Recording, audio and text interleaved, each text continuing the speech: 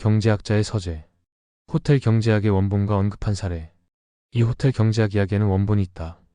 2009년 즈음에 미국에서 한 차례 유행했던 밈으로 이야기는 다음과 같다.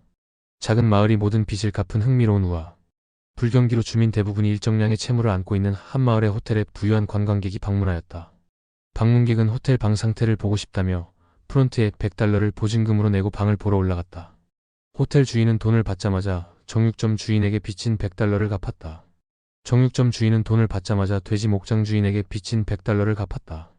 목장 주인은 돈을 받자마자 농협 여물상에게 빚진 $100를 갚았다. 농협 관리자는 돈을 받자마자 매춘부에게 빚진 $100를 갚았다. 경기가 안 좋아 호텔 비용을 체납한 매춘부가 돈을 받자마자 호텔에 $100를 갚았다. 방문객이 방 상태가 마음에 들지 않아 보증금 환급을 요구했고 호텔 주인은 $100를 그대로 돌려주었다.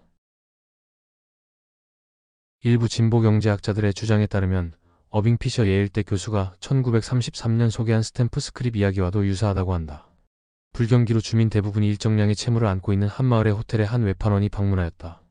외판원은 호텔 프론트에 $100 지폐 한 장을 맡기며 24시간 후에 찾으러 오겠다고 말했다. 호텔 주인 A는 그 돈을 받자마자 B에게 빚진 $100를 즉시 갚았다. B는 그 돈을 받자마자 C에게 빚진 $100를 갚았다. 이런 식으로 돈은 여러 사람의 손을 거치며 연쇄적으로 빚을 청산해 나갔다. 마침내 돈을 받은 마지막 사람지는 예전에 호텔 주인 A에게 진 빚 $100를 이 지폐로 갚았고 돈은 다시 호텔 주인에게 돌아왔다. 다음날 아침 외판원이 돌아와 맡겼던 $100를 되찾아가는데 이내 그 지폐로 시가에 불을 붙이며 실은 위조화폐였음을 밝힌다.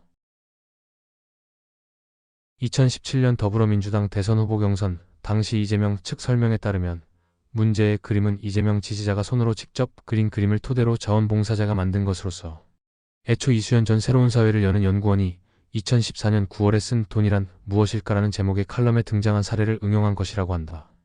해당 칼럼에서 이수연 전 연구원이 소개한 사례가 바로 원본 사례들이다. 해당 칼럼에서 이수연 전 연구원은 원래 돈이란 돌아야 하는데 돌리기 위해서 만들어진 수단인데 어느새 그것이 목적이 되어버렸다. 돈을 더 벌기 위해서 쌓아두거나 올바르지 않은 일에 투자하는 일이 발생한다. 라고 말하며 교환수단인 돈 자체가 목적이 돼 자꾸 쌓아두기만 하는 상황에서 이자가 붙지 않는 지역화폐가 오히려 경제순환을 촉진시킬 수 있다고 봤다. 호의적으로 언급한 사례. 루카스 차이제. 미하엘 슈미트 잘로몬의 저서 어리석은 자에게 권력을 주지 마라에 따르면 독일의 금융 저널리스트 루카스 차이체가 돈의 순환이 얼마나 매력적인 영향력을 발휘하는지를 설명하기 위해 이 이야기를 언급한 바 있다.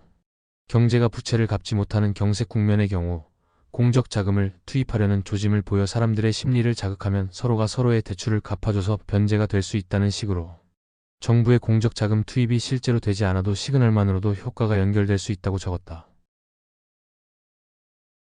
비판적으로 언급한 사례. 로버트 블루맨. 2009년 마이지즈 인스터투트에 실린 로버트 블루맨의 글이다. 그는 $100 지폐로 마을의 빚이 모두 사라졌다. 라는 해당 이야기에 대해 경제학적 시각에서 잘못됐다며 이야기의 논리는 잘못된 역설이라고 짚었다. 마을 사람들이 서로 돈을 빌리고 빌려준 구조는 순환적 신용 구조일 뿐 모든 사람이 빚과 채권이 같은 금액이라면 굳이 외부에서 $100가 들어올 필요 없이 그냥 서로 상계하면 끝났을 일이었다고 지적했다.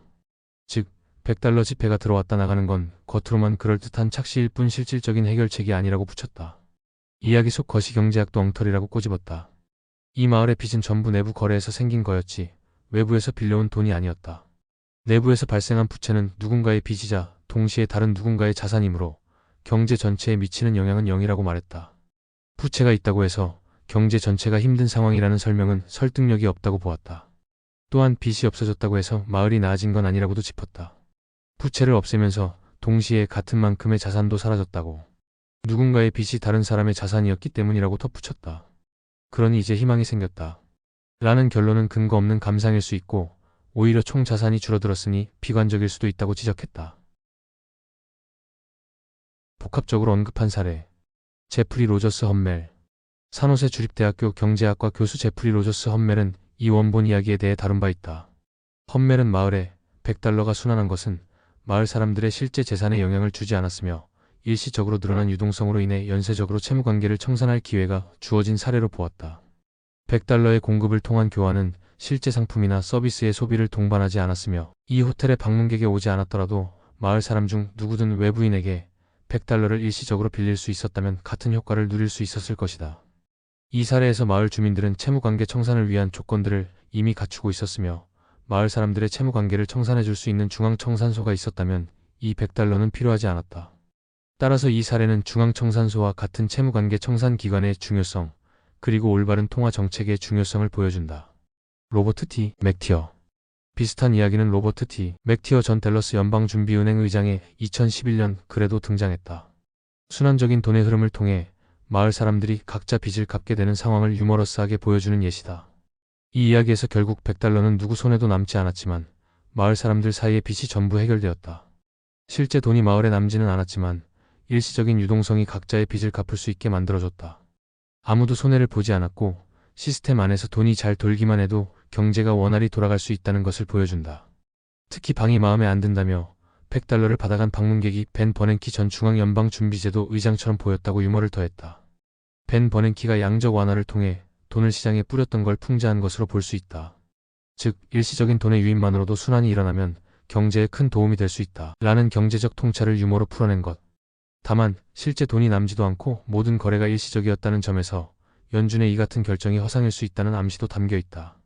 결국 호텔 주인은 이득을 못 보고 처음 돈을 넣은 사람이 다시 돈을 가져간다는 건 마치 중앙은행이 경제에 일시적으로만 효과를 주고 결국은 빠져나간다는 식의 허탈함이나 부실함을 비꼬는 것처럼 느껴질 수 있다. 이 경우 마지막에 그가 벤 버냉키처럼 보였어. 라는 농담은 정책 결정자의 신비한 능력을 과장되게 묘사한 유머, 즉 마치 마법처럼 돈을 뿌리고 떠남이라는 비꼬으로 해석된다. 따라서 이 글은 양적 완화의 효과를 단순하고 직관적으로 옹호하는 듯하지만 그 기초가 일시적이고 실체 없는 돈의 흐름이라는 점을 통해 풍자나 비판도 함께 담고 있어 이중적이다. 보는 사람 관점에 따라 다르게 해석될 수 있다. 그러나 호텔 경제학의 원본과 이재명의 호텔 경제학은 경제학 관점에서 상이하다고 할 수 있다. 즉, 원본에서와 같이 제품을 구입하는 것이 아니라 채무를 변제하는 것이라면 경제적 효과는 자산의 변화 없이 채무만 변제되는 것이지만 이재명의 호텔 경제학처럼 제품을 구입하는 것이라면 케인즈의 승수 효과에 의해 효과는 발생하는 것으로 보는 것이 경제학적 관점에서 정설이라 할 수 있다. 이상으로 호텔 경제학의 원본과 언급한 사례이었습니다.